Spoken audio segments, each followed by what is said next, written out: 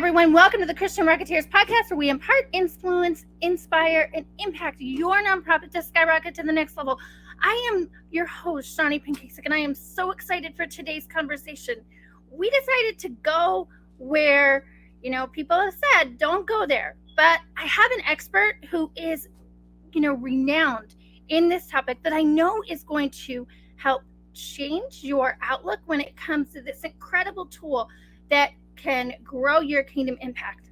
You guessed it. Today we're going to talk about AI, and I want you to open your mind and remove all those barriers of what AI is going to do to your life, in a harmful way, and instead look at it in a way of abundance and all that God has for you in kingdom impact. So let me grab my co-host for the day, Shawn Q. Thank you so much, Shawn. Hello. Thank you so much for having me, Shawnee, and everyone listening. Thank you so much for spending time with us today. Yeah, I am so excited. I could not think of a better person to bring on for this conversation. If you have taught me and Carrie so much about AI in, just the little time we've been together. And so for those of our listeners that don't know you, which, I'm pretty sure is pretty hard, but why don't you tell them who you are and what you do? Yeah, so I'm Shawn Q. I am a business consultant and coach, specifically with an AI angle. I'm the founder of the AI Roundtable, which is a community that comes together to learn all things AI. And it's pretty incredible when we begin to see people leverage this tool to do incredibly good work. I see a lot of churches that are using this. I see a lot of nonprofits that are using this. I see a lot of Christian entrepreneurs and kingdom business owners using this tool. And just like any tool, you can use the tool to do really, really good things, or you can use the tool to do other things. And my job is to empower people to fully understand it so they can use it wisely. Yes, and you definitely do that very well. All right, so why don't we break down what is AI for those who are kind of living under a rock and they're like, what is this, weird thing? What is AI? Great question. Okay, so let's kind of take a little step back, because a lot of people are seeing AI in every single post that they see on social media. They're just seeing it everywhere. The truth is, AI isn't something that just came about, in the last year. It's been around for the last 60 years. In 1940s, 1950s, 1960s, people were having these conversations about what's possible in the future. If you remember, going way back when, you had the Jetsons, and they were like, okay, we're going to have jetpacks, and we're going to have this robot that's going to help us cook food. And like this cartoon that was kind of envisioning what the future could be. And so there was these conversations that were happening with all of these learning experts, these engineers. Computer mechanics were just starting to show up in the 50s and 60s. And so they were beginning to explore, what if we had this supercomputer? What if this computer could not just do, small tasks like 2 + 2 = 4, but what if it could do like a lot of bigger things for us? And what happened was, after about 20 years of just so much money from corporations going into computers, what happened was around 1970s, early 1980s, there was a stagnant. And it was in the 90s where the internet really became a big thing, and a lot more money started getting poured in, because, oh my gosh, this is amazing. We could connect with each other. How many of you know, as you're listening to this, the internet has been wonderful?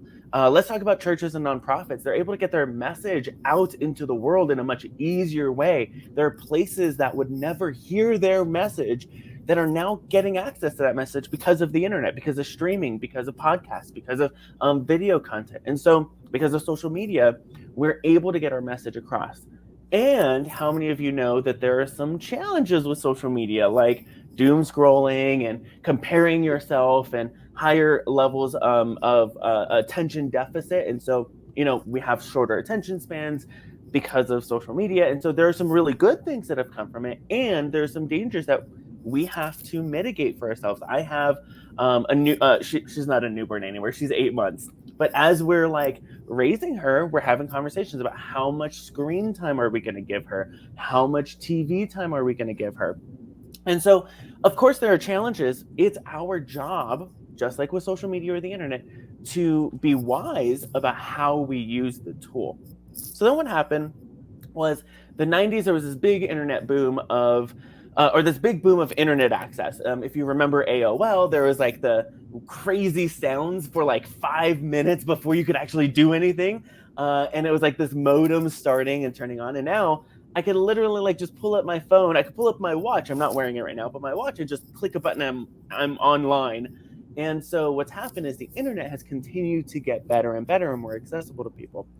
Well, about 20 years ago, there was a really big kind of combustion in the AI space where they began to take a look at, well, what if these computers could do more than just connect us? What if it could create for us? And what happened was, with social media, they begin to leverage something called an algorithm. How many of you have heard that term, right? There's a social media algorithm that determines what you see on your Facebook, your Instagram, your Twitter. When I log into Facebook, when you log into any type of platform, even Spotify or Apple Podcasts, there's an algorithm that is taking a look at what you're interested in based off of your past behavior, and it starts showing you content that it thinks might be interesting to you.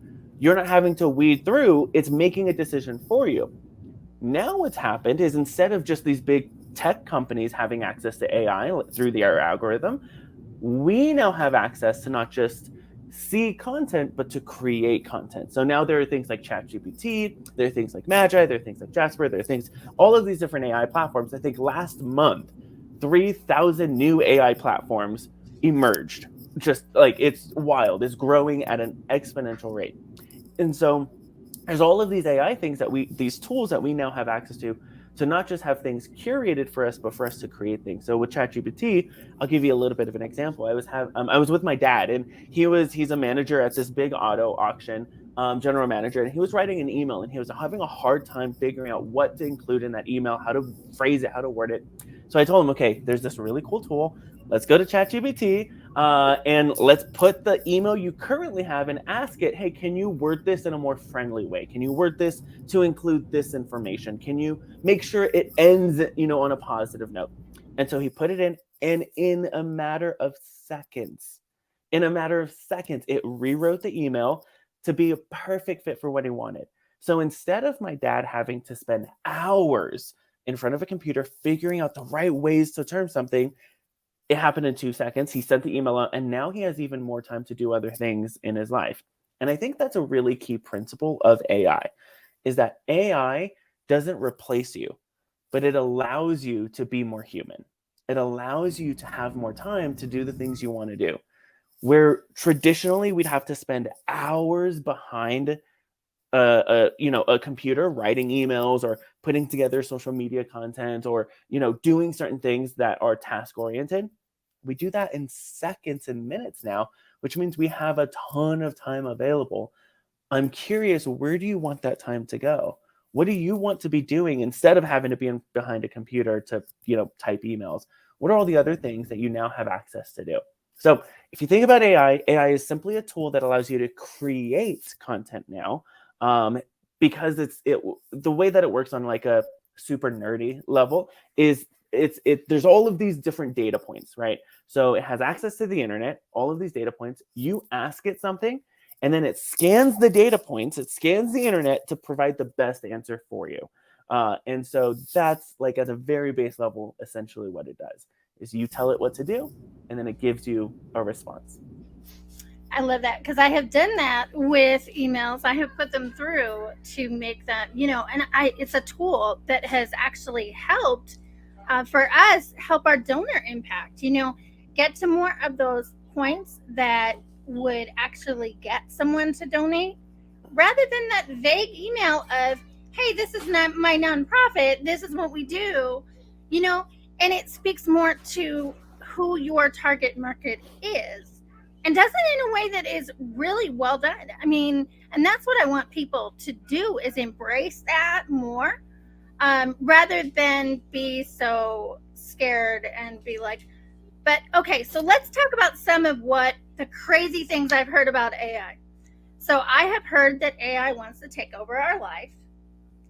I have heard that AI is going to, end the world as we know it. I have heard that AI is going to, with the copyright and the plagiarism, that we're just taking other people's content and we're stealing it so that we profit off of those that are rich. And, that's not ethical. So, the ethics of AI. So, with some of those, what would you say to those people? Yeah, well, let's handle or like work through each one individually. Let's talk about the very last one, the most recent one you said, which is, well, we're just stealing from other people's content and profiting off of other people's work. Here's what's really important to recognize with AI is AI won't give you a 10 out of 10. Why? Because it doesn't know you. You're still a necessary ingredient to create to moving something from what it gives you to being a 10 out of 10. Now, with the right prompts and with the right, what I call seasoning of an AI chat, um, what's going to happen is it'll give you maybe at best a 7 out of 10, but you are still required to take it to that 10 out of 10. So I actually don't recommend anyone put something in ChatGPT and then just immediately publish it without first having a human look at it and saying, okay, how can I be more strategic about this? How can I make this more aligned with me? I have a really hard time personally starting from a blank page. Like the blank page that just has that like little line thing that's like clicking over and over and over, waiting for you to type something. I have a hard time doing that. But you give me something, I can make it better. And I have an easier time starting with something than starting from scratch. That's what AI can do right now. Is it gives you without the right prompts and the right seasoning, it'll give you maybe a 2 or 3 out of 10, which gives you something to start with. Or with the right prompts, the right strategy, gives you a 7 out of 10, which just takes you even further and allows you to take it to that 10 out of 10, reducing a lot of the workload for you. So is it stealing people's stuff? No. Here's the truth. We are inspired by so many things. There's an incredible book called Steal Like an Artist. And essentially that book says the best art has been inspired by the best art. And so my work is inspired by some of the best things I see out there that I'm inspired by. If you take a look at like George Lucas, I'm a huge Star Wars fan. We were just talking about Yoda, and I have a Mandalorian Lego thing right there. And George Lucas ripped off or stole from Japanese philosophy, specifically samurais. Jedi were samurais, but he put his own spin on it. Instead of them being Japanese, they were space wizards. Instead of them having samurai swords, they had lightsabers. And so there's a twist on it, and he was inspired by something that already exists. We are incredible co-creators. And what that means is we can take a look at something and make it even better. We've been given this incredible gift of imagination. In other words, we can see an empty lot, but really see a park there, or really see a restaurant there, or really see a building there with our imagination. And now we can go build that thing. And so here's what's incredible for you. You get something you can start with, and then you can build on top of it. You can add your own twist. You can continue to make it even better. Something else to recognize is that the things that have worked in the past still work now. The frameworks, the strategies, the systems that worked in the past work now, they just work faster. So whenever I'm, for example, writing copy, what I'll typically do is I'll say, or a proposal. I know I've worked with a couple of nonprofits. I know we're looking for more donations. I'll say, okay, let's take a look at our most successful donation email campaign. And then we give it to the AI and we say, hey, here's our most successful thing. Can you replicate this, but for this topic or for this theme? And now what's happening is it's replicating our most successful stuff because it worked in the past. So now we want it to work better. It's just happening faster. Instead of me having to, like I said, spend hours in front of a computer rewriting things, the AI is doing it for me. So I hope that helps kind of alleviate some of the stress of like, are we stealing people's stuff? Not at all. You're being inspired by other people's stuff, and you're making it you're adding your own twist so that it's you. You're starting from there, but you're adding you into it. Yeah, and that one thing about it, I mean, I often see when I put stuff into ChatGPT, sometimes it doesn't have emotion, and I can add the emotion to it to get to the heart of the issue that I'm trying to communicate. And so, like Shawn said, you're still needed. If you struggle with writing, which I hated writing in school and did not want to go to English class, it helps you put some ideas in there, and it can give you ideas for fun. I mean, your possibilities are endless, but just a few aspects. It can give you ideas for fundraising. You can put your questions in there of what's going wrong in your nonprofit, and it can give you some solutions of how to fix things. Here's something else also that's really cool, specifically with any type of AI platform that has access to the internet. So a paid version of ChatGPT has it. Some of the other platforms I prefer over ChatGPT have it as well. But essentially what you can do, and what I've done for other companies and organizations, is here are my top 3 competitors, or here are 3 people doing incredible work in this space. Can you give me a SWOT analysis, right? Strengths, weaknesses, opportunities, and I don't remember what the T stands for, but can you give me a SWOT analysis of where their strengths are and what our strengths are? And then what we've done is we've said, okay, these are our strengths. Let's hone in and really lean into these, because this is what we do that nobody else can do elsewhere. Typically, a SWOT analysis from a professional consultant will cost anywhere from $5 to $50 to $100,000. Now we get something from ChatGPT relatively free in a matter of seconds, which is pretty amazing. So there are so many use cases of how a nonprofit can use or how a business can use these AI platforms. Here's my recommendation: is simply be informed. The more informed you are, the better decisions you can make. If you are uninformed about something, you're living in a space of fear. You're living in a space of uncertainty. And I don't believe we've been called to live in a space of fear. I don't believe we've been called to live in a space of uncertainty. I believe that we have this incredible opportunity to be informed, to learn, to grow, and then to say, okay, how can I best use this to do the work I'm called to do? I agree. All right, we're actually going to take a commercial break and come right back. And we're going to talk about the types of AI that Shawn has uncovered that is going to help you in your speaking, your writing, your video. There is so many amazing possibilities to what AI can do to help lighten your workload. So I'm excited to dive into that conversation when we come back with more from my friend Shawn Q. Why become a sponsor at Mercy's Life Family? Sponsors at Mercy's Life Family are ending sex trafficking. They are healing girls physically, emotionally, spiritually, and financially to put them back on their feet in just 3 short years for themselves and their babies to be self-sustaining. That's what you get at Mercy's Life Family sponsorship.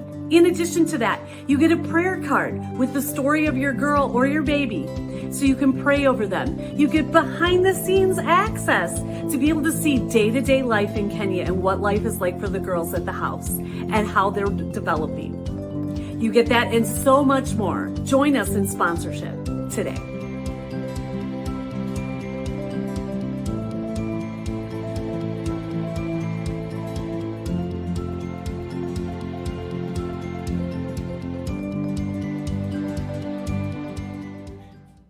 Hey everyone, welcome back to the Christian Rocketeers podcast, where we impart, inspire, influence, and impact your nonprofit to skyrocket to the next level.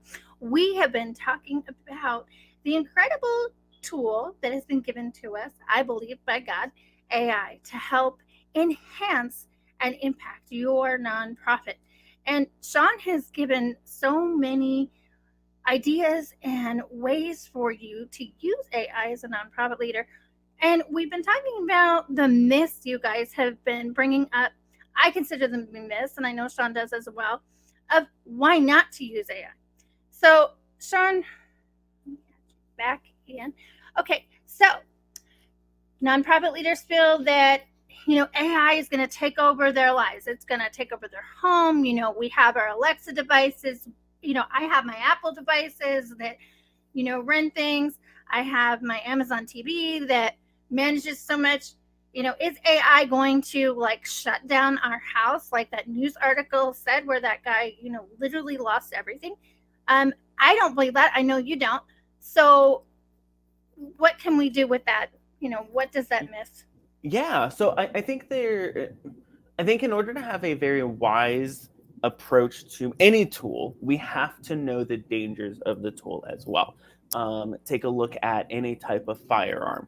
It can do really good things, it can do really bad things. Take a look at any type of drill. It can do good things, it can do bad things. Take a look at a boat or a car. It's a tool, and our job is to mitigate and regulate as much of it as possible so that it doesn't do the damage that it can do. And so, are there dangers to AI? If you are super uninformed about it, if you don't know how to use it, if you don't know the difference between AI and real life, then absolutely there are some real dangers out there. I'll give you an example. There is an AI that can replicate voices, and there was a person who has since been arrested who took somebody's voice, a 17-year-old girl's voice, and replicated it, called the girl's mom and said, "Hey, I'm at a job interview and I forgot my social security number. Can you tell me what it is?" I've been in that situation where I've called my mom as a teenager, like, "What's my social again?" Or what's like, and she'll tell me. The way that we've identified what's true or not is through voice, and if it sounds like your daughter, you're gonna give her her social. And so the person took the social and created all these loans and took out all this money and just did all these fraudulent things, and they didn't realize until like 2 weeks later what had happened when they started getting all these bills and all these like notifications and all these calls. So if we're uninformed about what AI can do, then what's going to happen is we'll be wandering through all these potential traps without a light, without being able to really see, oh no, that's a trap. That's actually not my daughter. And so what I recommend for people to do is recognize, sure, there are dangers, but just like any tools, you have to be informed about it. And you have to recognize so that you can plan for it. You can preempt it. There are dangers of living in Tennessee because there are tornadoes.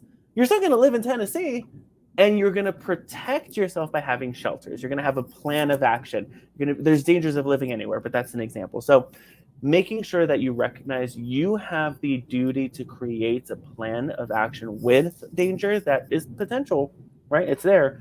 And to be as informed as possible. It's super key to lean in. The other thing I see is that, again, it's a tool, and whether or not it's going to take over our lives or take over our world, I mean, we walk around with a computer.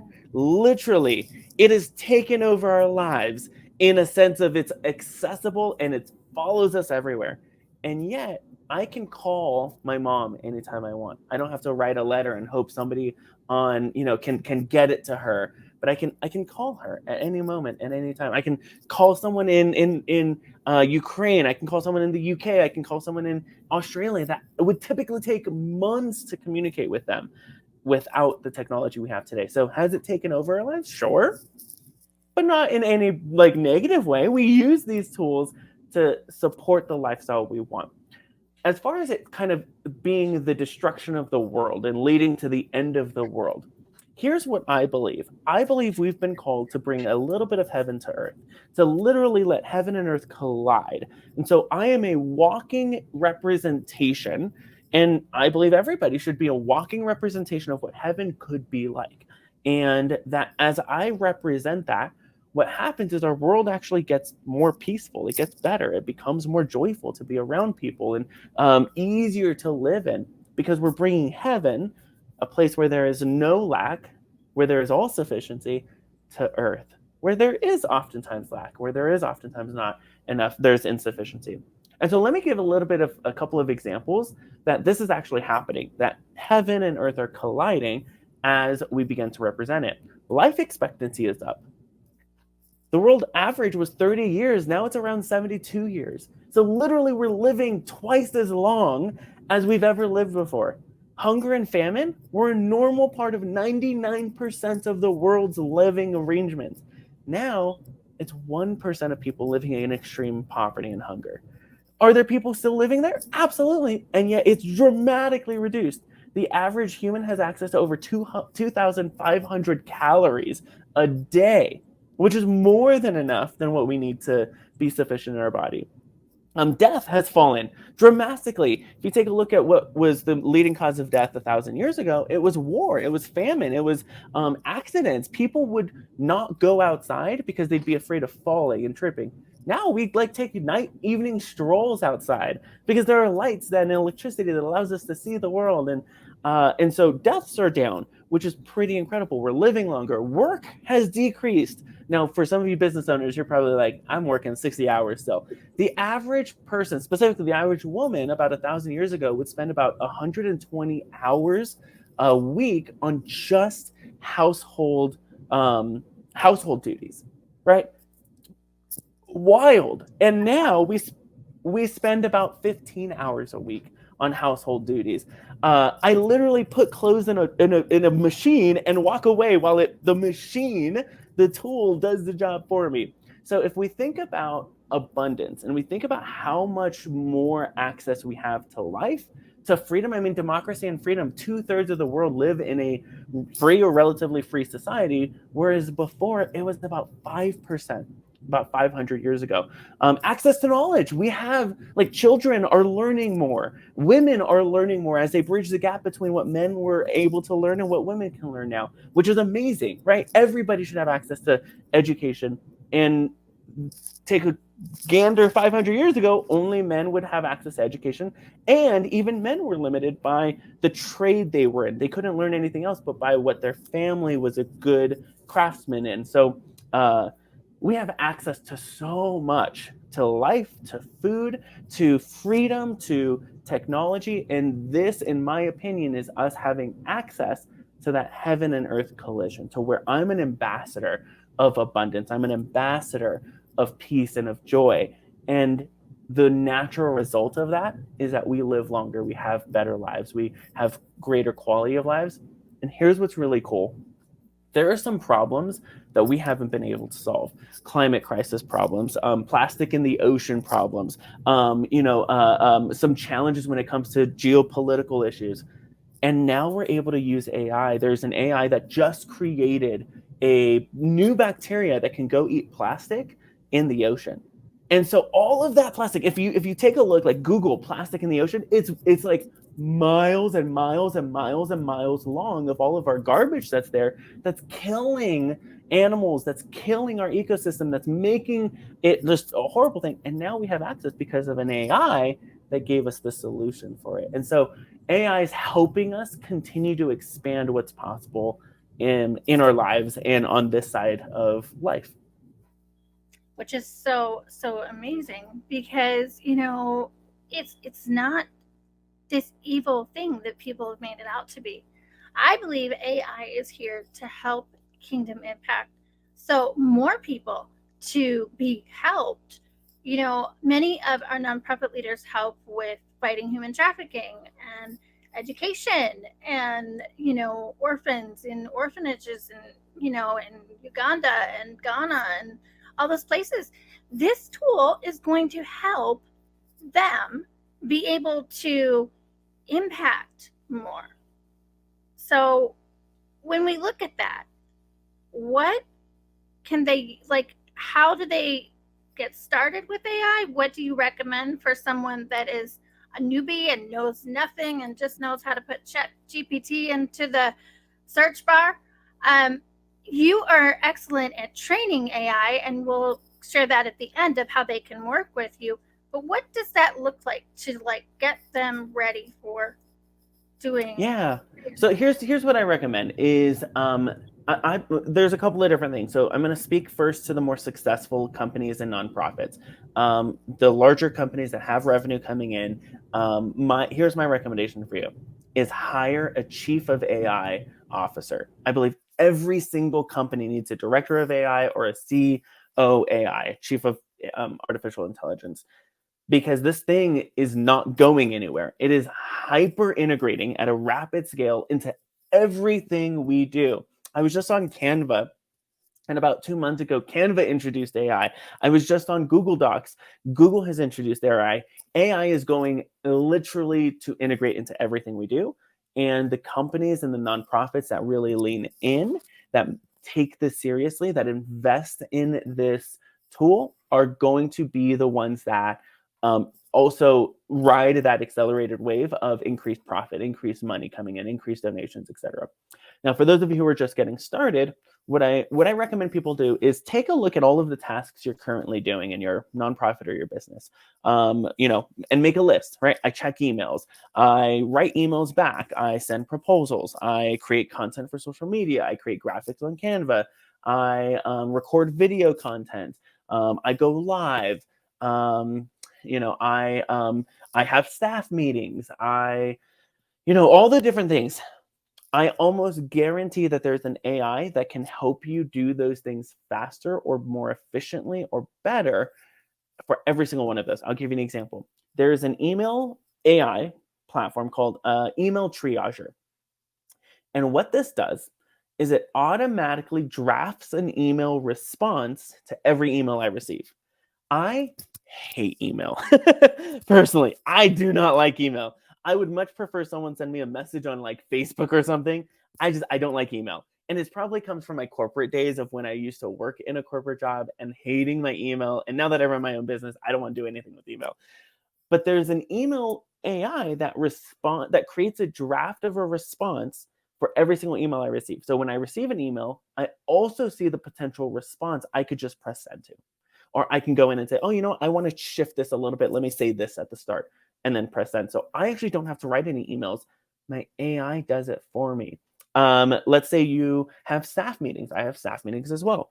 I have an AI that hops on Zoom with me. Some people use Otter, some people use Fireflies. I have an AI that I can interact with, which is really cool. And what I do is I'll tell the AI while I'm on Zoom, hey, AI, can you remind me about what Dan just mentioned in the staff meeting that I have to get done in a week, and it'll automatically add it to my calendar. And so now I have this assistant that is supporting my efforts in that staff meeting. It'll also create a summary of everything we talked about for us and send it to all of the people in that meeting automatically. It'll summarize everything. It'll highlight like important dates, important notes. Here's like the headlines of what you discussed. It'll create the agenda for staff meetings. Let's take a look at video content. I am a believer in long form content. So I create long pieces of content, about an hour long, and then I give it to my AI, and my AI creates 15-second snippets, 60-second snippets. It creates quote graphics. It creates blog articles.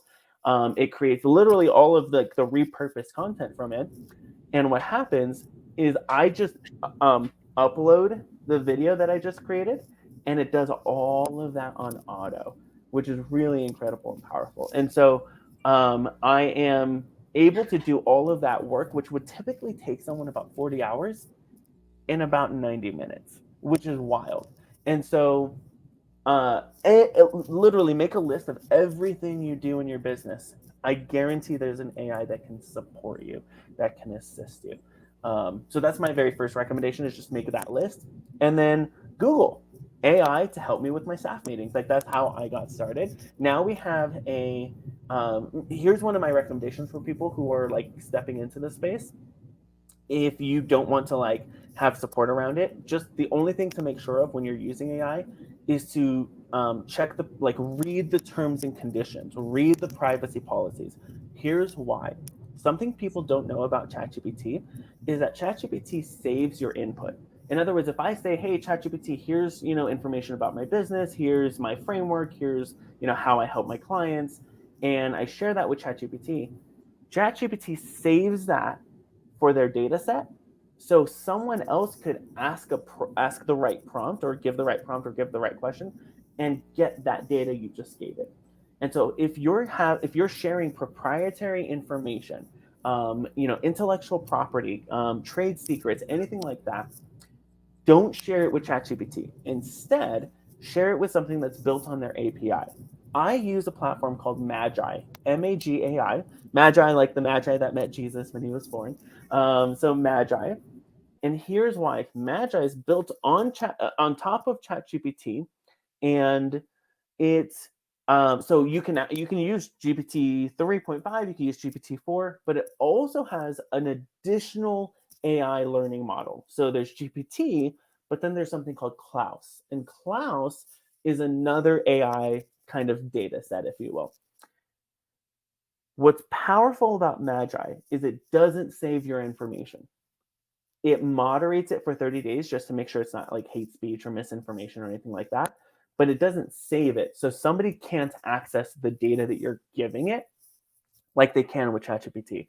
So with a lot of companies that I'm consulting for, a lot of corporations I'm consulting for right now, we're moving them away from ChatGPT and we're moving them towards some of these private or more private, I don't know if private is a term, but more private, more secure platform AI platforms. That way nobody can access the information they're giving it. So that's my recommendation, is just make sure you know what platforms you're getting into. And what's really powerful is within our community, we do vetting. So we'll say, we've vetted this platform, we've read the terms and conditions, we think this is a safe AI platform and it's a good actor. In other words, it's not using your data for anything negatively or unethically. And so either have someone that's doing that for you, we have our community, or do that for yourself. Like, you just want to make sure that you're using a secure platform and not something that you're going to kind of bite yourself later for using. That is such good information, because I know a lot of people are using ChatGPT, and if they put their proprietary nonprofit in there, that's really good. And I have used Magi that Shawn recommends, and it is amazing. So Shawn, how do we use AI? Amy had this question of how do we use AI and hold our integrity?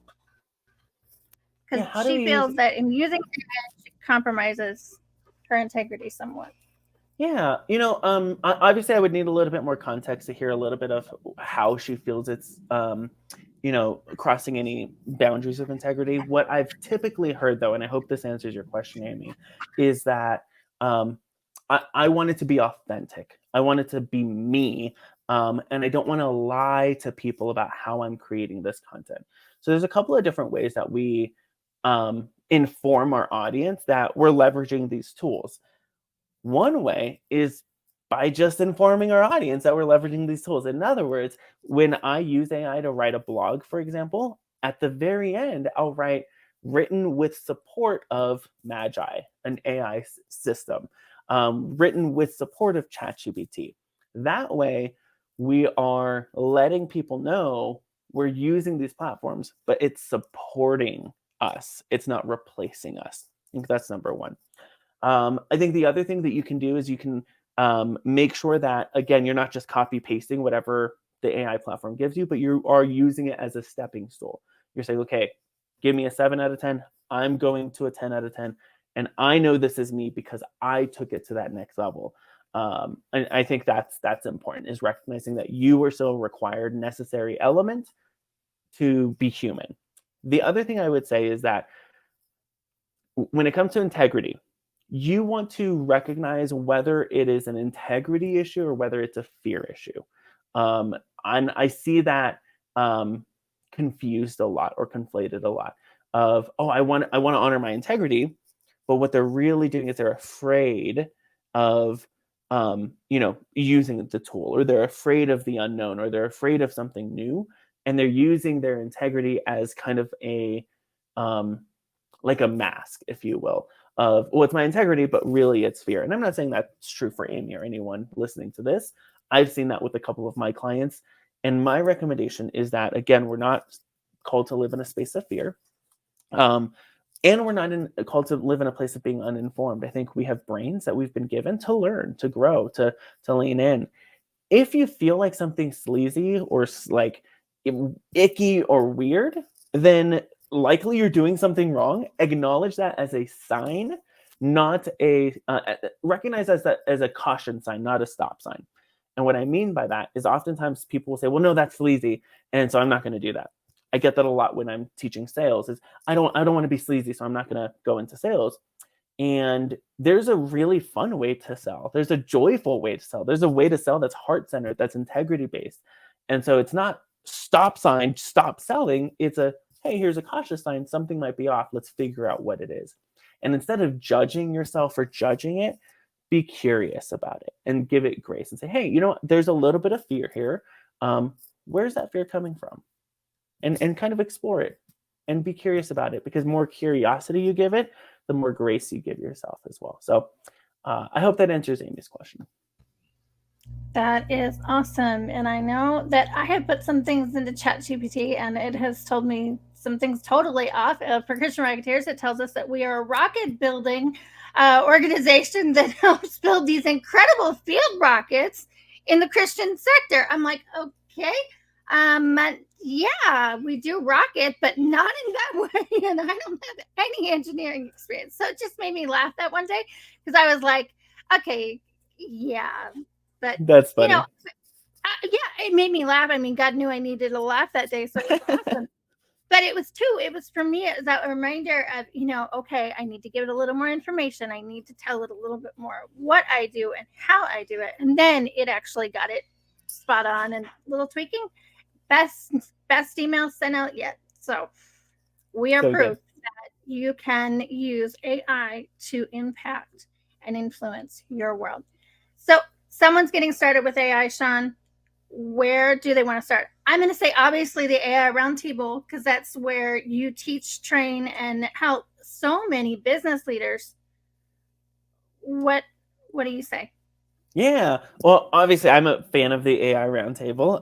It's a community that we started because we started seeing a lot of people have questions. And I've been playing in the AI space for about 2 years. And there was a lot of fear. There's a lot of confusion. There's a lot of, I want to use it. I just don't know how to maximize it. There's a lot of people who played with it. It didn't give them what they wanted. So they quit on it. And so they've like used it once or twice, but they're like, that's not going to help me. And so we created this community to really help train people and inform people of how to use AI to create and support the work you're about.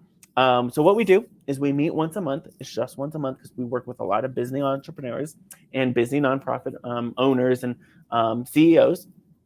So we meet for once a month for 2 hours. I do a quick training, a 30-minute training, and then we spend the majority of the time actually using the platforms. So I'll say, okay, go into ChatGPT now and like, here's the prompt to give it. Here's what we're creating. Here's how to get more leads. Here's how to get more sales. Here's how to get more people on your email list, specifically using AI. And what we really want to do is use AI to build sales systems because a lot of people are creating content, but I actually don't think you need to create more and more and more and more content, right? More is just more content and it's not, necessarily helpful or useful. What we want you to do is use strategic creation. Be strategic about what you're doing, which means you don't have to do more. You actually do less because there's more power in what you're doing. And so we meet for now 2 hours, we do training, and then we use the software. And by the end of the 2 hours, you're leaving with assets that you can either post on social, post on your blog, use in your emails, etc., which is really cool. We also vet the AI platforms that we're using. Like I mentioned before, we spend time reading terms and conditions, privacy policies, making sure that we understand, hey, this is a safe AI platform. So a lot of people don't have time to do that. We do that for you. And we say, okay, here's the safe ones to use. And we stay up to date with it. So AI platforms like ChatGPT is changing all the time. And so we stay up to date with it so you don't have to do that effort and work as well. And then we have a Facebook community where you can ask questions and, we're available and the community is available to answer those questions for you as well. Yeah, it's truly incredible. And one thing I'll tell you is I've heard many of you tell me I struggle with making my nonprofit website. Shawn has an AI that will actually generate for you within seconds the perfect nonprofit website. I tested it. I was like, all right, I'm going to see if this, as a designer, I was like, all right, I want to see if this actually could replicate what I would do as a designer. It really did. And it was spot on. So for those of you who struggle with that, there is that AI as well. Here's what's cool too. Like a lot of people get tripped up on like the tech side of stuff. So I want to build a website, but I don't know WordPress or Squarespace or Wix. It's too hard.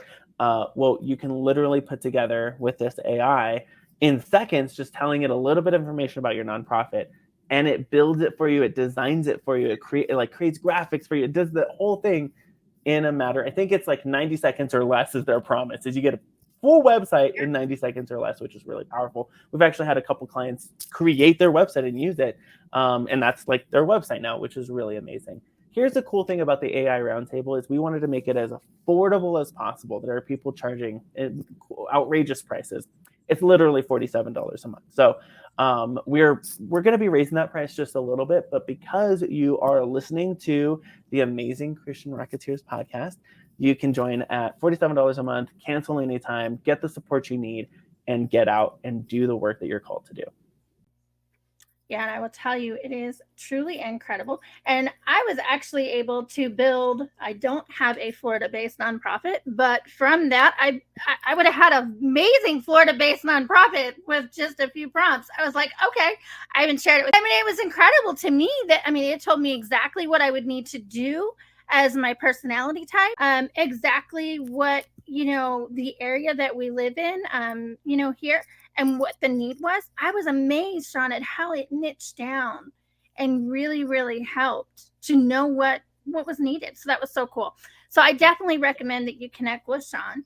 The AI Roundtable is so incredible. It is a great community of people that support one another and share ideas. And when anybody has something new, they bring it to Shawn, and then he brings it to us, and it's so, so cool.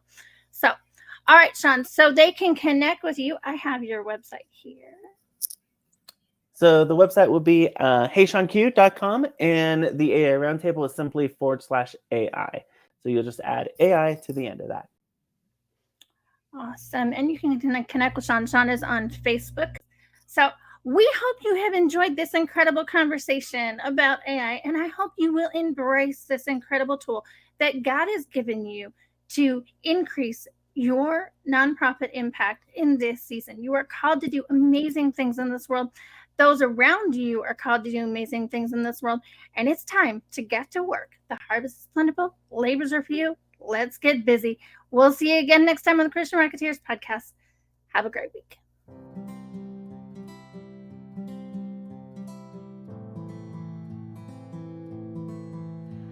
I left my legal career to pursue a higher calling. What changes are you willing to make? My name is Carrie Reichertz, and I'm a Rising Star lawyer by the Milwaukee Magazine, and I left my rising legal career to make a difference in the world of girls in Kenya. The women I met forever changed my life. I returned to my job, and I realized it no longer served me.